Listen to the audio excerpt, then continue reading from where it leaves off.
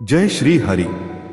प्रिय भक्तों, सृष्टि के पालनकर्ता लक्ष्मीपति श्री हरि की कृपा पाने के लिए गुरुवार के दिन विशेष रूप से उनकी पूजा करनी चाहिए, उनके मंत्रों का जाप करना चाहिए या मंत्रों को सुनना चाहिए। आज इस वीडियो में जो दिव्य वैदिक मंत्र आप सुनने जा रहे हैं, उसके सुनने से भगवान श्री हरि नारायण व मां लक्ष्मी बहुत शीघ्र प्रसन्न होकर आपकी धन संबंधी समस्याओं को दूर करेंगे और आपके सभी दुख संकट दूर करके मनचाही इच्छा पूर्ति का वरदान भी देंगे।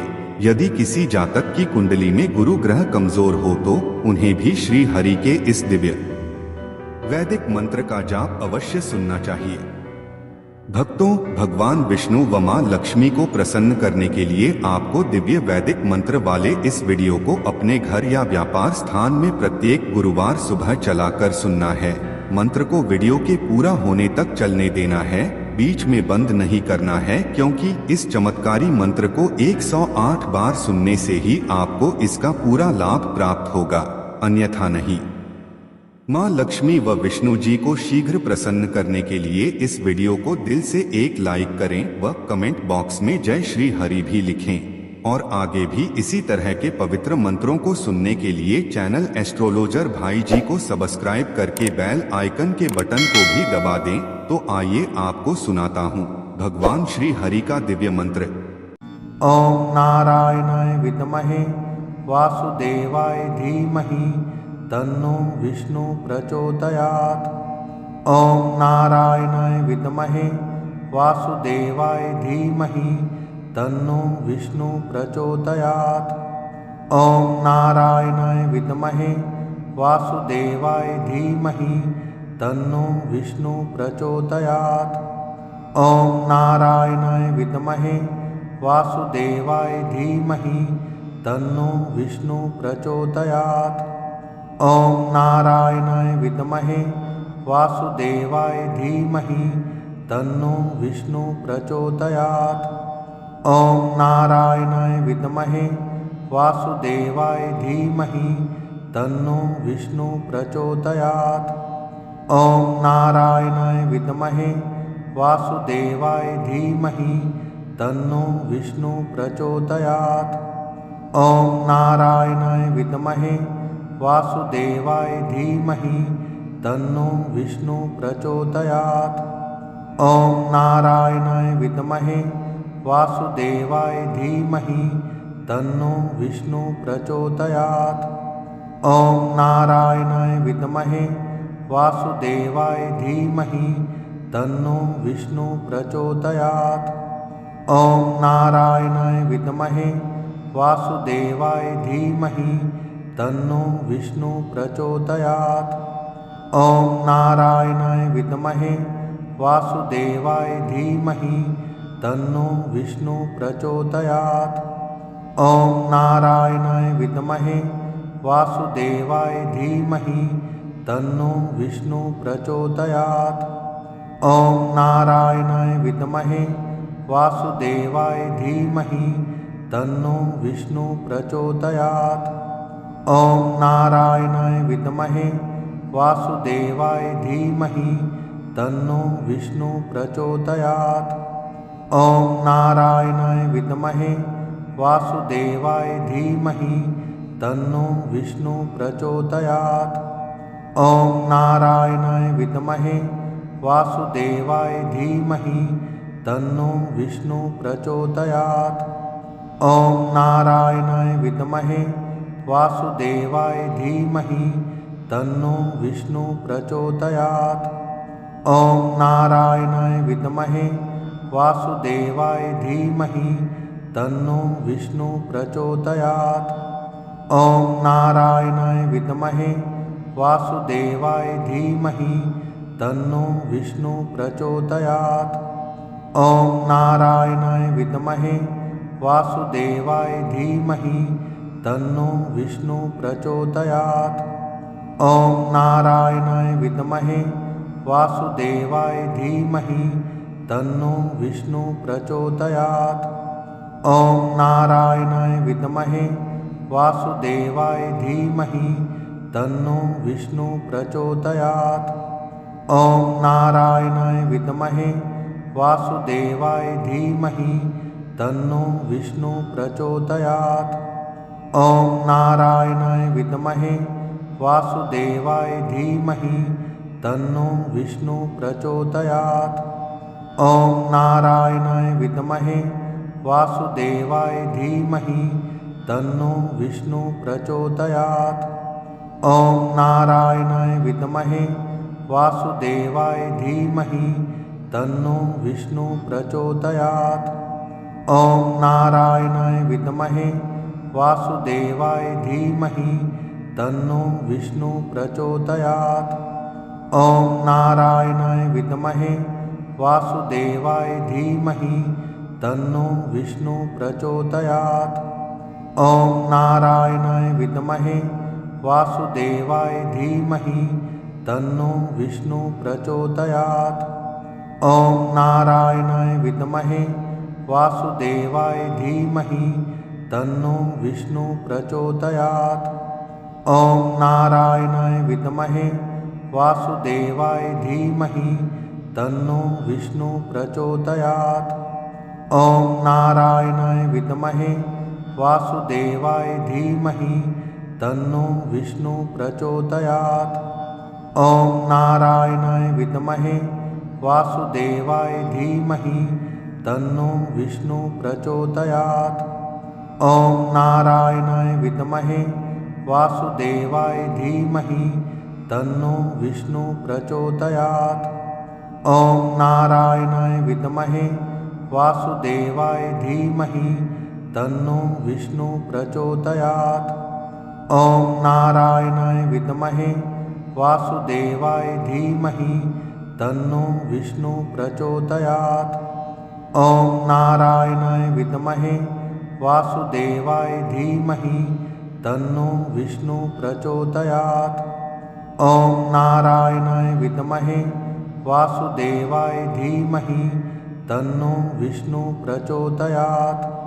ॐ नारायणाय विद्महे वासुदेवाय धीमहि तन्नो विष्णु प्रचोदयात्।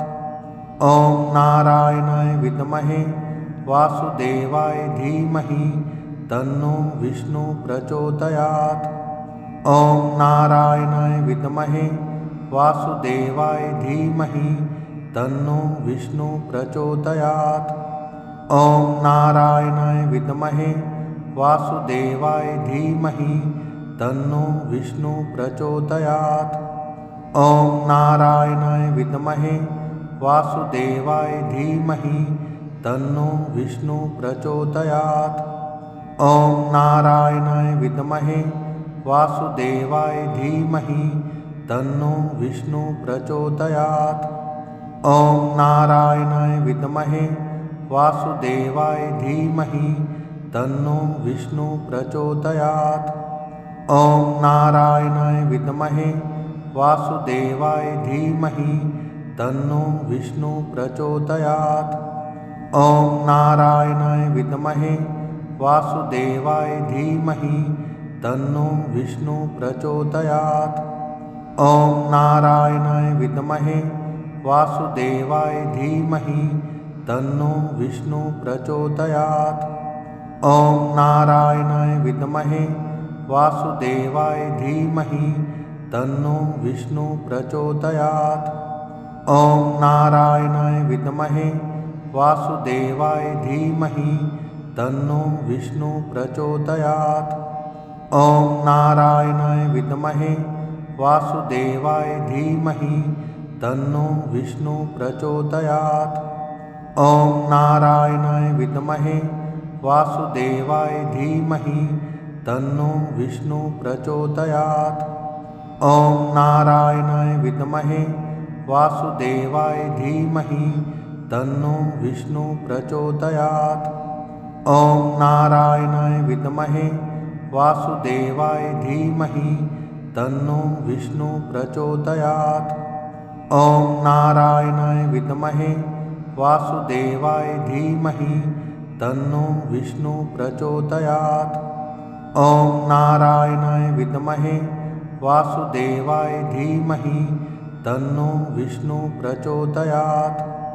ॐ नारायणाय विद्महे वासुदेवाय धीमहि तन्नो विष्णु प्रचोदयात्।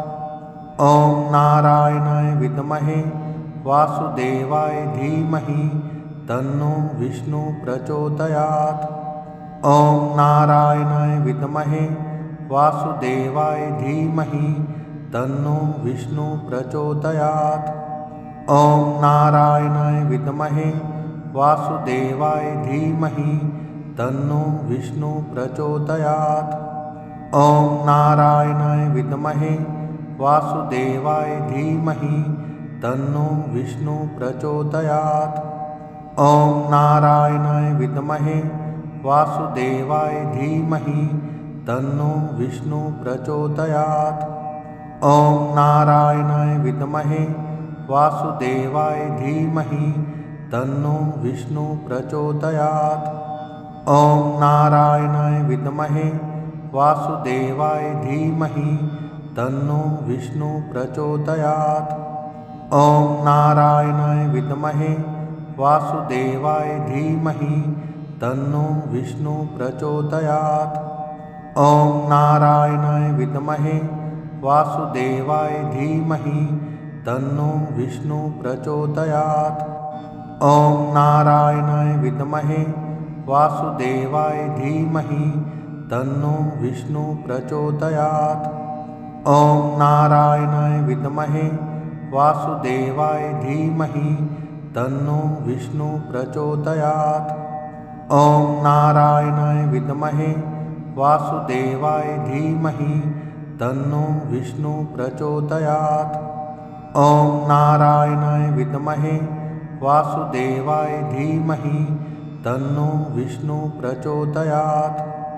ॐ नारायणाय विद्महे वासुदेवाय धीमहि तन्नो विष्णु प्रचोदयात्। ॐ नारायणाय विद्महे वासुदेवाय धीमहि तन्नो विष्णु प्रचोदयात्। ॐ नारायणाय विद्महे वासुदेवाय धीमहि तन्नो विष्णु प्रचोदयात्। ॐ नारायणाय विद्महे वासुदेवाय धीमहि तन्नो विष्णु प्रचोदयात्। ॐ नारायणाय विद्महे वासुदेवाय धीमहि तन्नो विष्णु प्रचोदयात्। ॐ नारायणाय विद्महे वासुदेवाय धीमहि तन्नो विष्णु प्रचोदयात्। ॐ नारायणाय विद्महे वासुदेवाय धीमहि तन्नो विष्णु प्रचोदयात्। ॐ नारायणाय विद्महे वासुदेवाय धीमहि तन्नो विष्णु प्रचोदयात्। ॐ नारायणाय विद्महे वासुदेवाय धीमहि तन्नो विष्णु प्रचोदयात्। ॐ नारायणाय विद्महे वासुदेवाय धीमहि तन्नो विष्णु प्रचोदयात्। ॐ नारायणाय विद्महे वासुदेवाय धीमहि तन्नो विष्णु प्रचोदयात्। ॐ नारायणाय विद्महे वासुदेवाय धीमहि तन्नो विष्णु प्रचोदयात्। ॐ नारायणाय विद्महे वासुदेवाय धीमहि तन्नो विष्णु प्रचोदयात्। ॐ नारायणाय विद्महे वासुदेवाय धीमहि तन्नो विष्णु प्रचोदयात्। ॐ नारायणाय विद्महे वासुदेवाय धीमहि तन्नो विष्णु प्रचोदयात्। ॐ नारायणाय विद्महे वासुदेवाय धीमहि तन्नो विष्णु प्रचोदयात्। ॐ नारायणाय विद्महे वासुदेवाय धीमहि तन्नो विष्णु प्रचोदयात्। ॐ नारायणाय विद्महे वासुदेवाय धीमहि तन्नो विष्णु प्रचोदयात्। ॐ नारायणाय विद्महे वासुदेवाय धीमहि तन्नो विष्णु प्रचोदयात्। ॐ नारायणाय विद्महे वासुदेवाय धीमहि तन्नो विष्णु प्रचोदयात्। ॐ नारायणाय विद्महे वासुदेवाय धीमहि तन्नो विष्णु प्रचोदयात्। ॐ नारायणाय विद्महे वासुदेवाय धीमहि तन्नो विष्णु प्रचोदयात्। ॐ नारायणाय विद्महे वासुदेवाय धीमहि तन्नो विष्णु प्रचोदयात्। ॐ नारायणाय विद्महे वासुदेवाय धीमहि तन्नो विष्णु प्रचोदयात्। ॐ नारायणाय विद्महे वासुदेवाय धीमहि तन्नो विष्णु प्रचोदयात्। ॐ नारायणाय विद्महे वासुदेवाय धीमहि तन्नो विष्णु प्रचोदयात्। ॐ नारायणाय विद्महे वासुदेवाय धीमहि तन्नो विष्णु प्रचोदयात्। ॐ नारायणाय विद्महे वासुदेवाय धीमहि तन्नो विष्णु प्रचोदयात्। ॐ नारायणाय विद्महे वासुदेवाय धीमहि तन्नो विष्णु प्रचोदयात्। ॐ नारायणाय विद्महे वासुदेवाय धीमहि तन्नो विष्णु प्रचोदयात्। ॐ नारायणाय विद्महे वासुदेवाय धीमहि तन्नो विष्णु प्रचोदयात्। ॐ नारायणाय विद्महे वासुदेवाय धीमहि तन्नो विष्णु प्रचोदयात्। ॐ नारायणाय विद्महे वासुदेवाय धीमहि तन्नो विष्णु प्रचोदयात्।